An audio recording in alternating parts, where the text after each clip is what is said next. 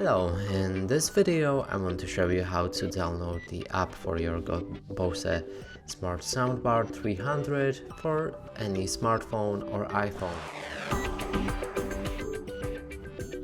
So on iPhone you would need to go for the App Store. On Android you can simply open Google Play Store and find Bose Music. You can do this on both devices as I mentioned, so simply find Bose Music on App Store or Bose Music on Google Play Store. Open it and download it.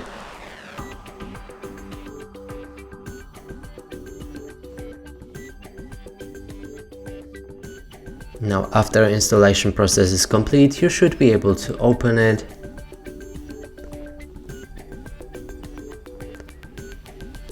And right here you can sign in or just create the account because you needed to connect the product.